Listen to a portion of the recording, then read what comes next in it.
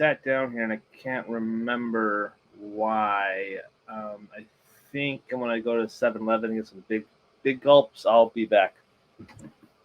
Oh no! Off came the shirt. Well, be blue, but it's a bomb. Welcome back to the Almost SideShow. My name is Adam, and I love doing visual gags on an audio medium. So Hold on. You left me to explain what you did. I left you in the awkward position of doing such. So I'm an awesome host, and of course that other voice is Mr. Terry, also our. What was the well, I had something down. The stand-up dude himself, Terry. That's what it was. Stand-up dude. I like it. Well, thank you very much. Yes, I'm here as always. All about the big gulps and the Slim Jims. Heck yeah. And DEA all the way.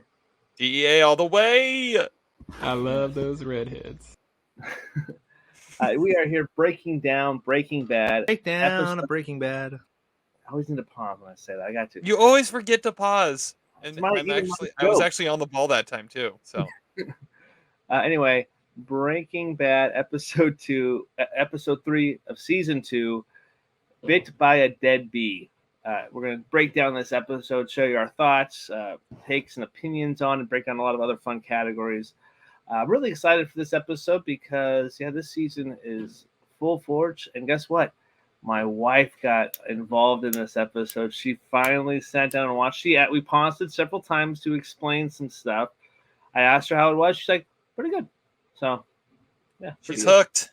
She's hooked. Hope. Once you're hooked, it doesn't stop. It doesn't stop. Once you might need to go back and get her caught up so she knows what's going on. She won't go back to that first season, I don't think. But I explained enough. So okay, good.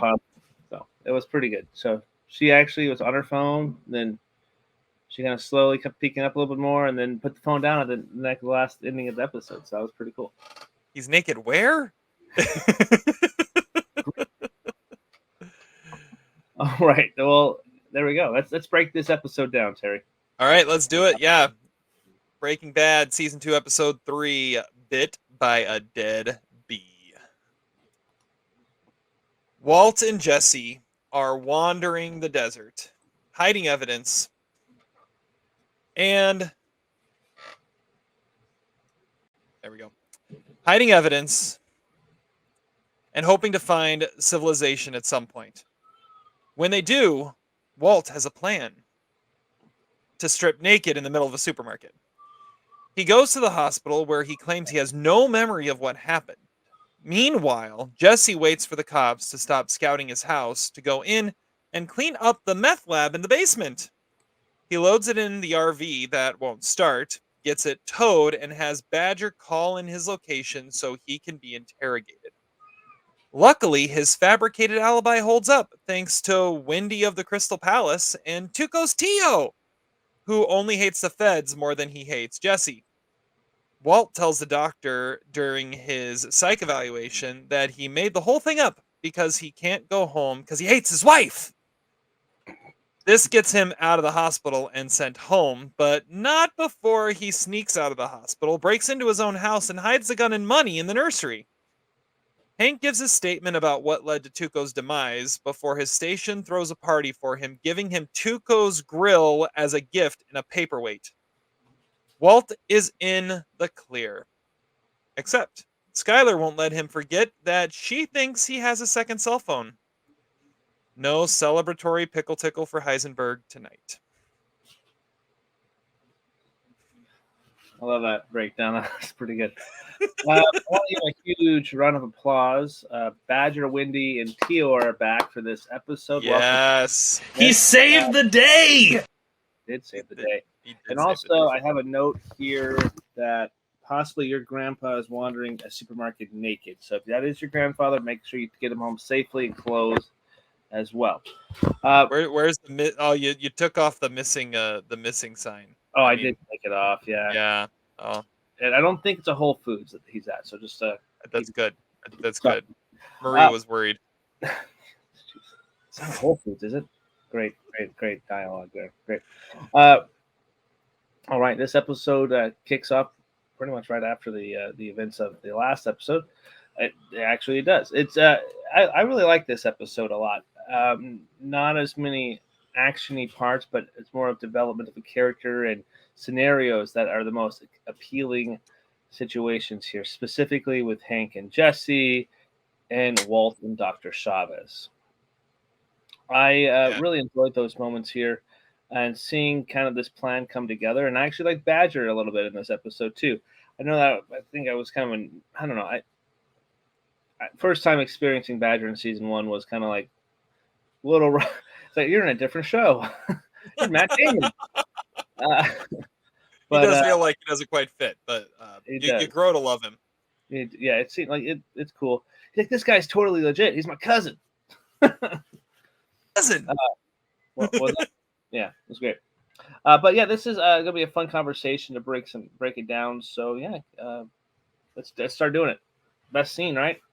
Yeah, best scene. I'll go first on this one. My best scene is Jesse's interrogation. I think it shows that Jesse can hold up under anything when he needs to. He really kind of comes through here. Taco, I don't know what taco. I mean, it works, and he even is able to just watch $67,000 walk away. I mean, it's pretty clutch on his part. And then trusting Wendy, who actually comes through. Hey, you're the guy who wanted me to blow that kid. What? Nothing. Football player. Yeah. Which got Gomi very confused. But that whole sequence, I mean, everything could have gone sideways, especially with how great Hank had been doing up to that point. Like he was on top of everything, and Jesse bested him. Mm-hmm. And that was like the most intense moment I'd say of the whole episode. That's why I love that scene. For sure, you said everything goes sideways, but you should be almost sideways. So subscribe. Anyway, yeah, that's a great scene. I actually wrote that down too. But it gets even better when they bring in the TO as well, because you don't know what's going to happen with that. You never know what's going to happen, and Jesse had no idea. He was spooked. I can definitely tell you that. But that was great. Him defecating himself was not expecting. I have some opinions on that. However, he's OG, man. He's an OG. Yeah, these things, they hate the feds. Kept his mouth shut for 17 years in San Quentin. Okay, good. I thought he said Quantico. I was like, I think it was San Quentin. Yeah. Anyway, yeah, that's a great scene. I had that one down as well. But I'm going to go with because the thing that makes that scene so great is the Wendy spot of it too. They bring in two people that you don't know exactly what's going to happen, but when Wendy realizes who it is, because of the give Wendy a Wendy, that right there. Back to giving Wendy's Wendy. Yeah, sealed the deal for Hank. So not as great an interrogator. Or the gig is up. The gig is up for sure. I think he did that because I don't think he realized he didn't think that she was going to remember him. I think that was the part. I think that's my guess there. And she comes up clutch, man. Like she the fact that Jesse knew that he could trust her with that, with the sole promise of, Waffle House and a root beer, and it works. I get this woman her root beer. She's definitely earned 2 of them at least. Yeah, and a Waffle House is mid. Anyway, yeah, that's a great scene. I really like that way as well. I'm gonna go with Dr. Chavez and Walter here, or Walt. A great scene. They're besting each other, trying to get away. But then he's like, "This is confidentiality," and he's like, "Screw it."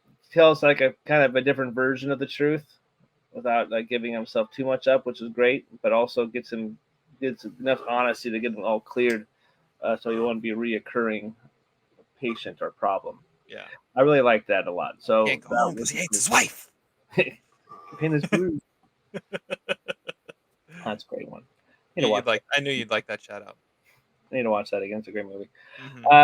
Anyway, yeah. So those are my 2 favorite. Those are 2 scenes that I had down for sure. Any other scenes that you liked? Oh, I'm sure we'll touch on other stuff as we go through Yeah. our other categories. So let's keep going here. Yeah. The Ken Wins douchebag award goes to who, Adam? Hank. Ah, Nothing supposed douchebag than just the subtle things of racism. In the interrogation. Well, I'm picking at straws here. There was definitely some of that. But yeah, I'm gonna go with him in this episode because everybody else kind of plays it really well. And I guess um, Hank as well in a way because he don't want to be at the house anymore. Obviously, it's because of being hunted down by Tuco, which I still have problems with him not locking the door behind him when he was so paranoid. This makes sense because there's a scene here when he breaks into his own house. My wife's like, "How come they didn't lock the door? Why is the sliding door unlocked?" I'm like, "It's Albuquerque. You don't do that. You don't do that in yeah, wine country." Maybe that's why I don't know. Apparently, and I told her I had to explain the whole thing. Like, yeah, he was being chased by somebody, or he thought he was paranoid, and he didn't even lock the door. The front door was unlocked, and he didn't even lock it up. Like, it's kind of weird, but so yeah, that's who I'm gonna go for my D bag. I guess Walt could be an honorable mention there, maybe. Hank's a good call. I think another spot is in the Wendy interrogation where she goes, "I have medical issues," and he goes, what? Penis withdrawal, uh, Yeah. penal interruptus." Oh yeah, I wrote that Um, down. I paused. I had the subtitles on, so I paused it so I get the spelling right. I have Oh, it's Shongus interruptus. Schlongus interruptus. That's what it was. Yeah. That's what it was. That's much better. My douchebag is Badger's cousin Clovis. Oh, his name's Clovis. I didn't. Yeah, his name is Clovis. If you look on the cast listing, he's listed as Clovis. Tom Quiche. Uh, yeah, $1,000 for a tow. Where are you towing it to? Seattle. I thought that was a pretty and then he's like not gonna do it because he's only got 560 on him. It's like, no, he's a stand-up dude, man. I mean, Yeah. how many times are Jesse's friends gonna vouch for him? And you start to wonder. It's like, is this gonna go wrong every time? Because it went wrong with Skinny Pete and Tuco. Now, is it gonna go wrong with Clovis? I mean, it could, but yeah, Clovis, Badger's cousin. He's my cousin. I mean, if he's Badger's cousin, he can't be that great. Yeah. That's true. They do their own supply with a lot of Cheetos. All right, the Pinkman Stickman Award goes to. I'm gonna say it goes to Walt's second cell phone because that definitely screwed him. He blocked his own. We're not supposed to block it. We're supposed to guide it. That was the best I could come up with because there really was not much going on in this episode. Okay. Badger, Adam. he humped that barrel. He humped the barrel. He's like the dog from Strays. Hi, Gnome. I'm your father. It's Hi, funny son. that we're meeting. It's funny that we're meeting in this way. Yeah. Yeah, he definitely humped the methylamine barrel. Like I said, the only other option was did Jesse and Wendy get it on in that room, or was it just I would say I was thinking about going with Jesse because he was claiming it was there, but the amount that Hank and Gomi were like questioning the fact that it happened, I think just kind of stripped him of a lot of stickman status there. Yeah, that's a good call. The best new face of the episode. Dr. Chavez. For me, it's Dr. Chavez. Yeah. Not sure if he's going to appear again, or this is a one episode type of deal here. I guess in this context of the show, it could be a one-time deal for him because he got the medical clear. I don't know yet, but yeah, him. I like the interactions him and Walt. I really like that. Obviously, one of my favorite scenes in the show too. He was shocked how fast Walt opened up, and he's like, "Well, can't say nothing." but Yeah. it makes sense. And that whole speech that Walt gave about, I'm overqualified high school professor. I'm a cancer patient who has 18 months to live. I have a 7-month pregnant wife. My son is 15, which he doesn't look 15. Now No, he doesn't. they put an age on him. That's He always looks hard. like he's like 24. Yeah, it's Andrew Garfield and Spider-Man. Yeah. But yeah, that whole scene him just taking it in. I like Dr. Chavez in this episode. That's a good one. That's who I had down to. But if I'm gonna go with someone else, I believe this episode is the first time we meet Asack George Merkert, who is Hank's boss. Oh yeah, Who good job. is who's the guy, not the guy taking down the statement, but the guy in there witnessing the taking down of the statement. The guy with the white mustache. Yeah, the white mustache. Yeah, that's Hank's boss. He shows up a little more as we go along, but I think this was his first appearance of and but won't be his last. I'll put it that way. So it was good to see him, and I forgot it was this late into the show before you see him for the first time. Like, he doesn't play a huge role, but he definitely becomes someone by sight. It's like, oh yeah, that's that guy. So good to see him. Mm-hmm. The favorite minor character. I mean, I gotta go with Wendy. All she wants is a root beer for her medical condition. She comes in the clutch. She makes it happen. She saves Jesse and Walt. Like, this whole thing hinged on whether or not they could break Wendy, and it worked. Mm-hmm. And all she wants is Waffle House. I mean, there's some beauty to that simplicity. That is true. Have you ever ate at a Waffle House before? I have not. Yeah. The only closest thing I got to a Waffle House, I made waffles one day in my house. Well, that would make your house a Waffle House. Correct. I don't think that's how that works. But I'm pretty much I'm a bigger French toast guy than waffles though. Can get down on some good French toast. Yeah, but French Toast House doesn't sound the same. It's better Doesn't than have the same ring to it. French toast cinnamon crunch or whatever that cereal is called. It's better. Oh yeah, the French toast. Yeah, that stuff is disgustingly sweet. All right, Yeah. we're down a weird rabbit hole now. Correct. Who's your favorite minor character? Ramsey Williams' character of the supermarket clerk. There we go. Picking up the clothes. It would have been funnier if she would have just dropped it when he saw Walt's bare ass, but I that's just a fun little character. And I was like, right when I saw that, I was like, yeah, nobody can top that really. Even though the correct answer is Wendy for this episode, because I wasn't expecting her to show it back up again. Honestly, that was not a character I thought was going to be a multiple occurrence.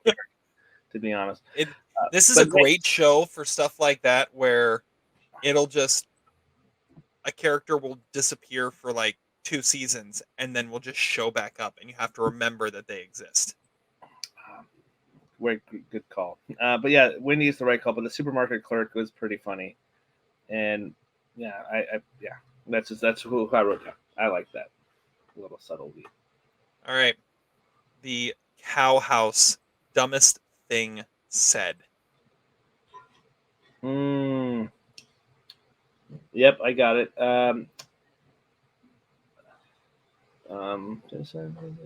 Send me down your chocolatey river of meth. Your chocolate. You're like Willy Wonka, man. Show me the boat. Yeah, you got mine too. Oh, you're like Willy Wonka, and I just got the golden ticket. Send me down your chocolatey river of meth. Oh, it's great stuff. Schlongus and Schlongus interruptus. Funyuns and Boom Boom is pretty good. Uh-huh. Slim Jims and Big Gulps. That's pretty good too. DEA all the way. Yeah, DEA all the way. Totally broke into his like old Jesse in this episode. I don't know what taco. I got one that we haven't mentioned yet. During the interrogation, what you think I shot this Tuco guy? No. The only shooting you do is into a Kleenex. It's a good one. I like that one too. Mm-hmm. There's some good ones in this episode, but yeah, any reference about Willy Wonka, I think that's in this. Badger. If anyone can trump Jesse in dumb things said, Badger is the one. I mean, he is the one that took the crossbow into the desert for a meth cook. So, all right. Problems or outdated things in this episode besides the fact that they never locked their doors. Okay, gotcha. How did they not know Walt was gone? Yeah, right? Yeah, I was like, how did they not know he was gone? He probably had to be hooked up to some kind of heart rate monitor. There's like sensors in there on the beds. They totally would have known that he was up for. And how far away was his house, and how long was he gone? That's another thing. Well, he had like a bus there. Did they show the bus? Well, they showed him on the bus on the way back. Oh yeah, Bob Odenkirk wasn't on that bus. He was not. No, nobody was. But Anyway. yeah, that's a great call. Along those lines, my wife's point as we were watching it was when he gets back and he's shoving the needle back into his hand. She's like, yeah, someone's gonna notice that.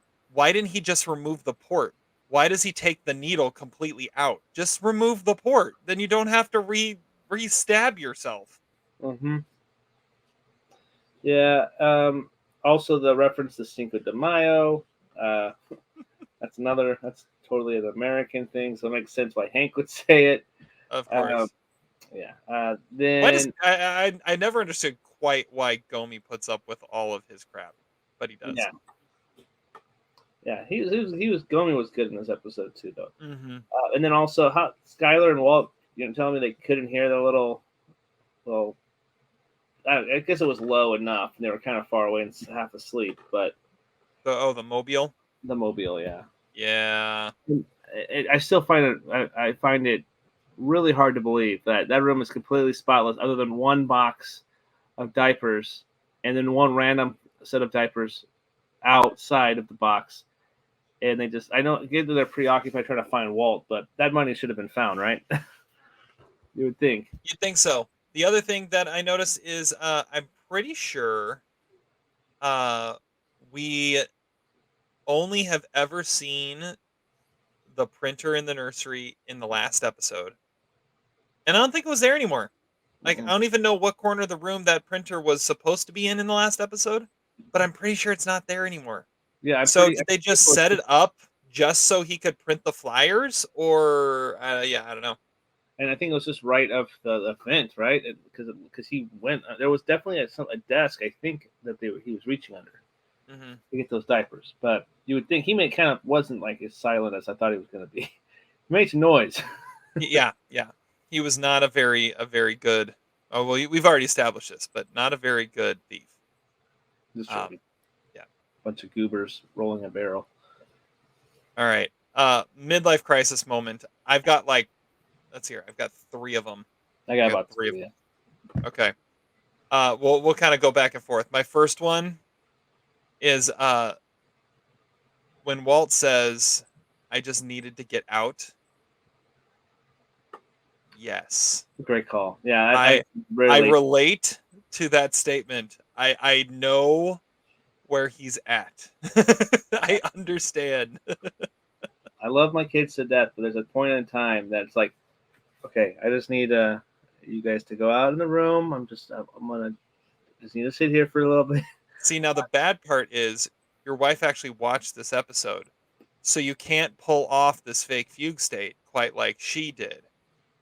And because otherwise you could have pulled it off and just, 3 days from now shown up naked in a supermarket and then the doctors, wait, this is kind of like Breaking Bad. No, it's not. No, it is not. It is completely different. It is something that actually happened.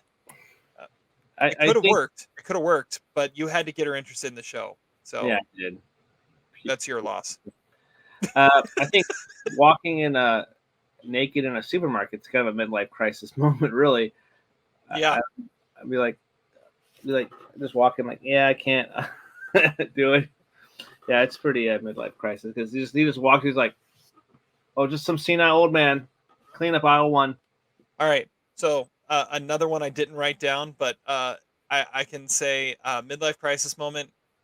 The fact the first thing I thought of when it shows Walt naked in the supermarket is, oh, he's got to be so comfortable right now. Because he was walking in the desert for how many days, and you could just the way he's standing there, it's just like, oh, air conditioning and no clothes. Just the frozen food section.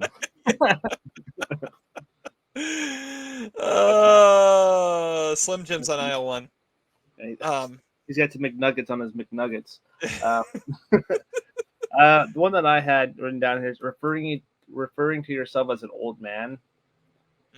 And I'm like, I'm not that.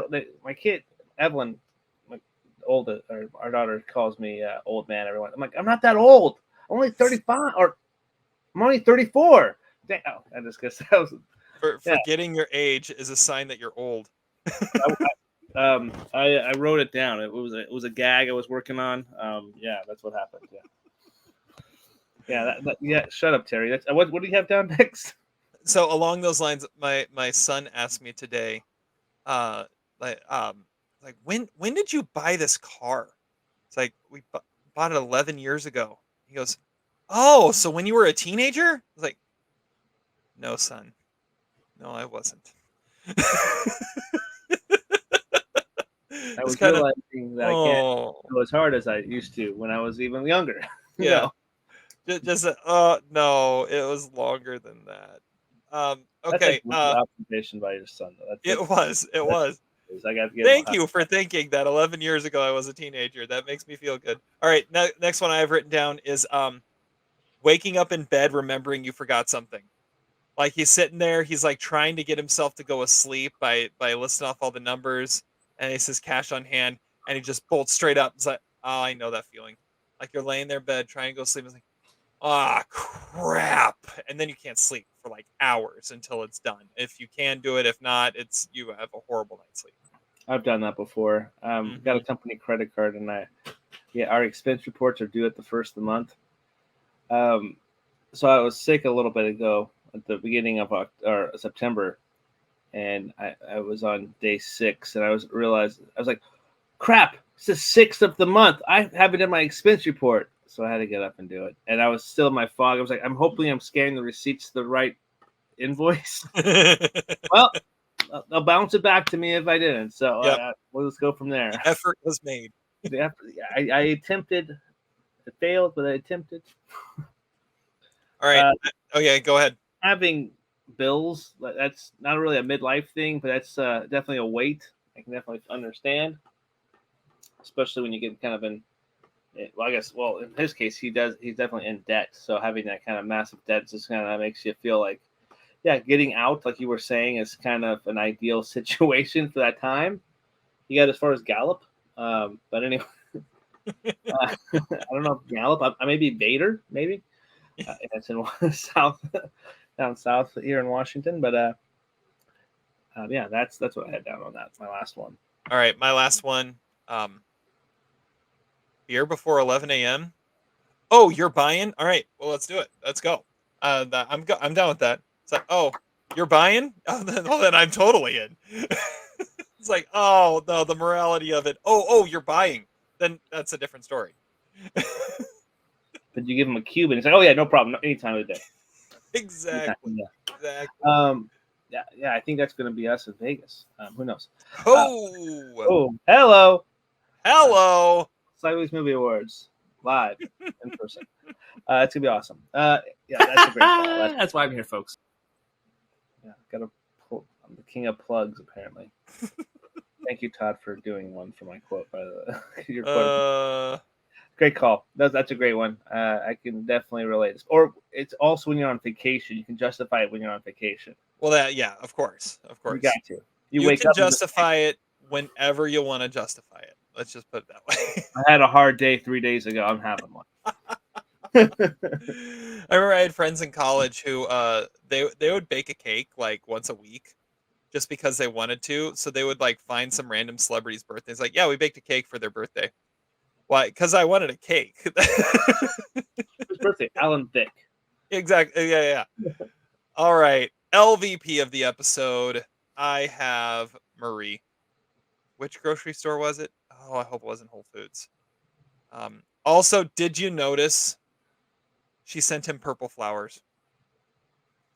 She sent him purple. Dang, I'm not paying attention to the color stuff as much, but yes, you're right. Dang, I didn't put two. They did say like, "Hey, let's see you at the gift." Oh, they actually made. And where do you get balloons that just say happy on them? Like it didn't. It just said happy. Those balloons that were in the flowers. I don't think balloons are allowed unless they're latex free. Well, I'm sure Marie paid for them by the letter on the balloon. So if she actually paid for them, Maybe yeah. Yeah. So either way, she's an LVP. What do you have? Not having a colostomy bag on Uncle Tio or the Tio. Because why isn't that? He had a stroke. He's not quite there. He can't really talk. Not having a colostomy bag, at least, like, would that be too much, or is he too young? What, I don't know. Oh, he has complete control of those faculties. Yeah, he can't stand up, but he has control over him. Yeah. He has total control. Yeah, he made that whole that face looks so familiar. Then I realized, oh yeah, our baby does that face.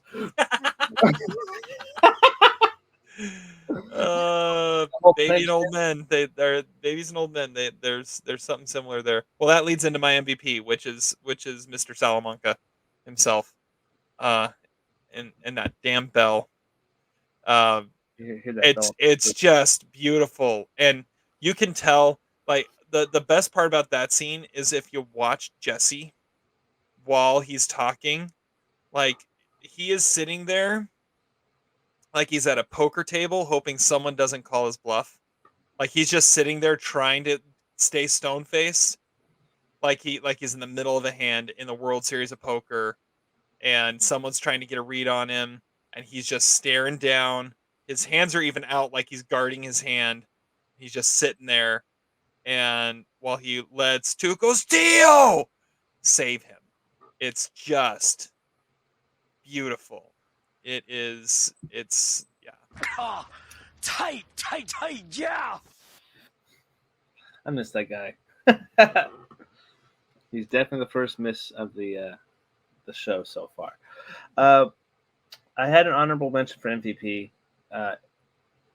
How they made that grill his present.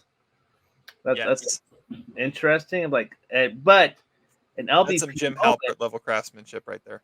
Jim, yeah. Anyway, I'm not gonna get back started on another Office reference. We'll shut up.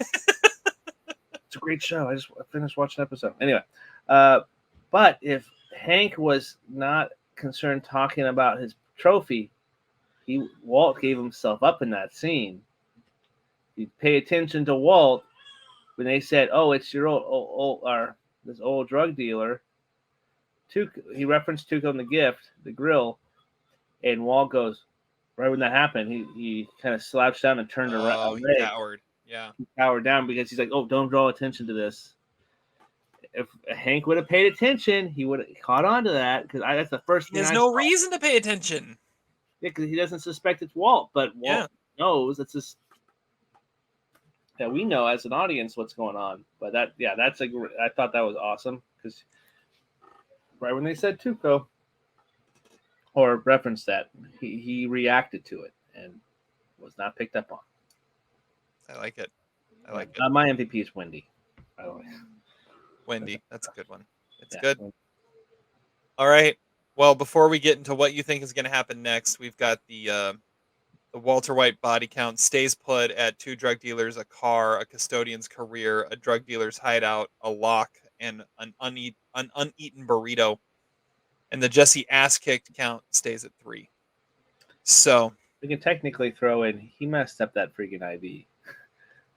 We could. I thought about adding in a gun on there too because they buried it in the desert, but the list doesn't need to get too much longer. If we start referencing every time characters get rid of guns, it's gonna add up way too quickly. Yeah, the list is already long and distinguished enough. Yes, exactly. All right. Well, the one thing I left off of the summary is that the way Walt kind of ends it with Jesse is, let's get the cook up and running again. Nothing's changed. Everyone still needs money. So No, Jesse has bills, man. Jesse's got bills, and he just lost his rainy day fund. That's why I referenced the bills thing. It was because of Jesse, not because of Walt and Dr. Chavez's thing. Because he said, "I got bills." God damn it! I got bills to pay, yo. I got bills to pay, yo. They took my rainy day fund. Anyway, Yeah. All right. maybe. Well, what's happening next? They cook. Thank you, Captain Obvious. Yeah, where did they take that RV, and where are they going to go now? Well, yeah, it was to the garage, to his impound lot. Hopefully, they can get it back running. Obviously, Walt's going to have to get some of that money out because they need to pay for it to get back up and running and pay off the other half. That's going to come out of Walt's money. And then Skylar's still going to be more upset with Walt in this next episode because if you know anything about pregnant women, never mind. Anyway, yeah, that's what I think is going to happen too. You stopped talking as if someone was in earshot. I'm good. But anyway, I do think that's where it's going to go with it. Skylar and him is going to have some back and forth a little bit. There's going to be some disagreement there for a little bit until he eventually has to reveal that, yeah, maybe there's a second phone, or who knows, maybe eventually Skylar will know what he's actually up to. I'm not 100% sure on that, or how that even happens really. And I think that they're still gonna try to. I think Hank is still gonna try to find Jesse, get Jesse on something, or at least try to, because they really don't have any leads or any explanation why that car got out there. Because why would Tuco take it from that parking lot? Yeah. So that could be a possibility. So, feels a little too weird to be random, right? It feels too weird to be random because, yeah. And then we still need. And what happened to the cousins too? Tuco's cousins was supposed to be there. Oh yeah. And what's going to happen with them? Obviously, the TO's not there, so they're definitely going to know someone's up. Especially with swarm, probably cops trying to break down that house and trying to give any kind of evidence there. Well, I'm sure if the cousins tried to show up and found Hank and maybe more feds at that point, they would have turned around and tailed it back as fast as possible. That is true. But if Tuco told whoever the lead cousin was, who he was working with, maybe they go out and try to find those guys. Ah. So, but it wouldn't have been like, he wouldn't have said, "Oh, it's Walter White." He would have said Heisenberg, because he didn't know Walter White's name until Heisenberg. Yeah. So that's kind of my rough thinking. Is it 100% true? Find out next week. It won't be. You got some interesting theories there. I like where your brain's at. I like where you're thinking, and yeah, we'll find out how right you are for sure. This is true. Yeah, I really dug this episode though. This is a really intriguing episode. It's getting harder and harder every week not to just start the next episode. So I had to intentionally push the back button on the PlayStation controller and hop onto Peacock to watch another episode of The Office. This is definitely one of those. Wait, that worked. That worked. Yeah. That's definitely a weird plan, but yeah, that's why he's a very interesting criminal. Yeah, I like it. All right, wrap us up. Yeah, let's wrap it up. Me wrapping it up.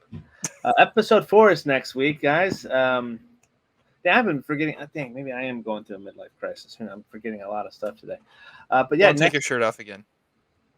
What? It's hot in here, man. Terry, put your shirt back on, Terry. No one's gonna know. Any last thoughts for you, Terry? See you next week. Sit and spin. I ran it off the rails. My bad.